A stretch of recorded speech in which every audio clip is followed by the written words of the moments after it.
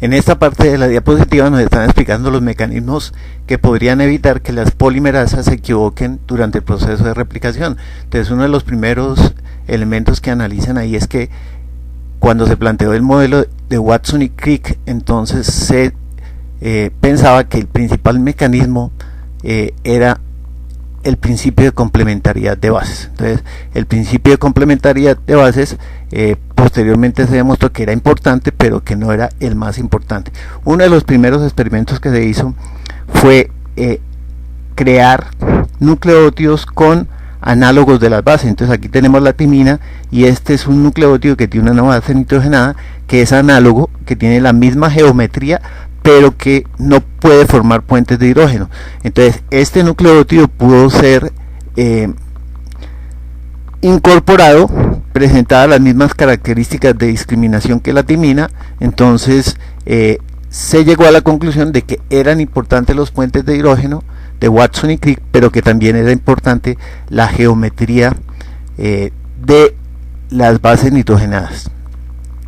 Aquí nos están mostrando el otro mecanismo, que es la actividad exonucleasa 3'5' de las polimerasas, o la actividad de corrección de errores. Entonces, cuando una polimerasa en su sitio catalítico, este es el sitio catalítico y este es el sitio de corrección de errores, exonucleasa 3'5', cuando cometía un error, entonces es el extremo se llevaba al sitio de edición o de corrección de errores para eliminar el último nucleótido y reanudar el proceso de replicación.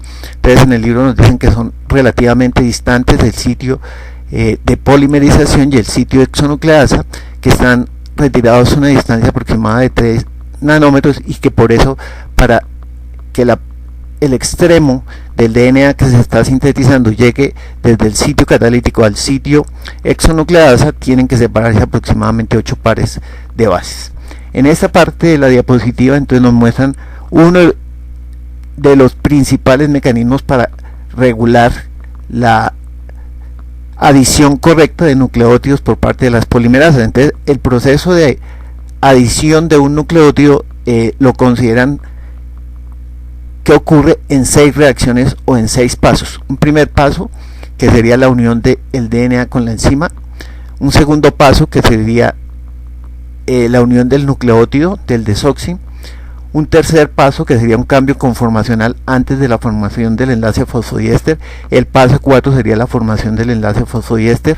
El paso 5 sería un cambio conformacional posterior a la formación del enlace fosfodiéster. Y un paso 6, que sería la liberación del grupo pirofosfato.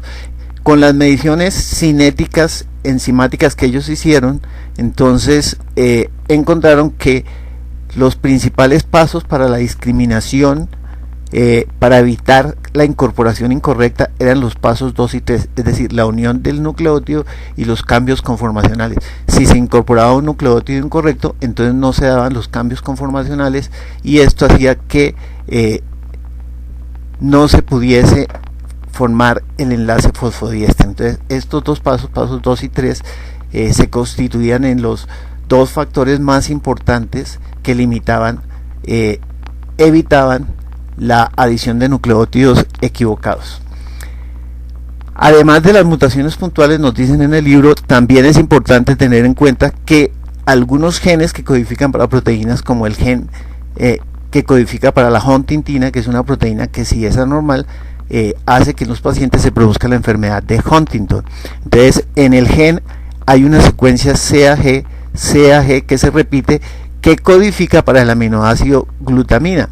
Entonces, lo normal, nos dicen, es que en el gen haya de 6 a 31 copias de esta secuencia CAG, y por lo tanto la proteína tenga entre 6 y 31 glutaminas. Cuando estas se insertan demasiados tripletes y se llega a 80 o más tripletes, es decir, en la proteína 80 o más glutaminas, esa proteína es anormal y se produce la enfermedad de Huntington.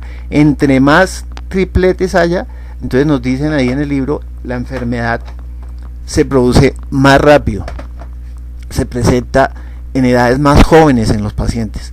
Entonces, ¿por qué se produce inserciones de este triplete? Entonces aquí está la plantilla en azul, la cadena que se está sintetizando durante la replicación en rojo. Entonces, como es una secuencia que se está repitiendo en tándem, entonces, o en serie, se sintetizaron y se despegaron, se desprendieron estos nucleótidos y formaron un asa, y continuó la síntesis de la cadena que se estaba replicando. Entonces la cadena azul, es decir, la plantilla, queda más corta que la cadena roja, es decir, la cadena que se está sintetizando. Es decir, esta cadena que se está sintetizando va a quedar con más tripletes que codifican, entonces se va a pasar a un mayor número de glutaminas en la proteína. Pero también, entonces, este sería el caso de que se está explicando acá, pero también podría deslizarse y donde se forma el asa no es en la cadena que se está replicando como acá, sino en la plantilla. Entonces, en ese caso, el DNA que se está sintetizando quedaría más corto que la plantilla. Entonces, no habrían inserciones de tripletes, sino que habrían deleciones de tripletes. Entonces, este es uno de los principales mecanismos por los cuales se aumenta el número o se disminuye el número de secuencias repetidas en serie. En esta parte de la diapositiva entonces nos están mostrando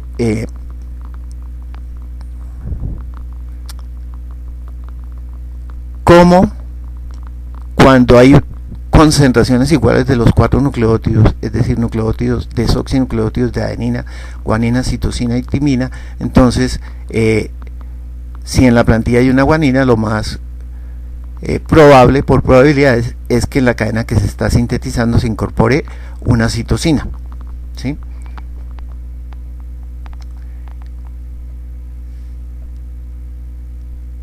Ahora, si hay un exceso de timina, entonces, y en la plantilla hay una guanina, entonces eso hace que la polimerasa, en vez de incorporar citosinas, que hay menor concentración, incorpore una timina. Entonces se produce un mal apareamiento guanina-timina en una primera replicación, y esta cadena, cuando se vuelva a replicar, va a hacer que en la cadena complementaria se incorpore una adenina. Entonces va a haber una mutación de una guanina-timina a una adenina-timina. Entonces, en este caso, el exceso de adenina, entonces nos dicen ahí, en una pareja timina-adenina, va a hacer que se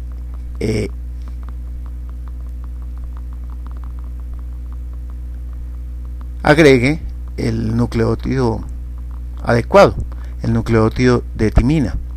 Entonces nos dice el exceso de desoxi-ATP permite una inserción correcta de adenina después de que ha ocurrido el error de guanina-timina por el exceso de timinas.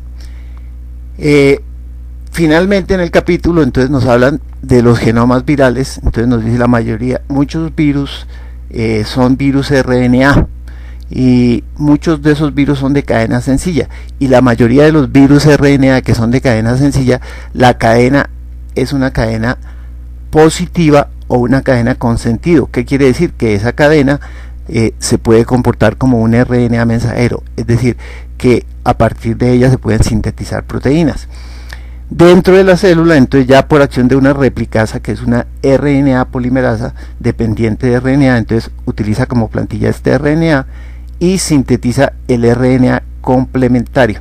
El RNA complementario entonces no es la cadena positiva, la cadena con sentido, sino la cadena sin sentido o la cadena negativa.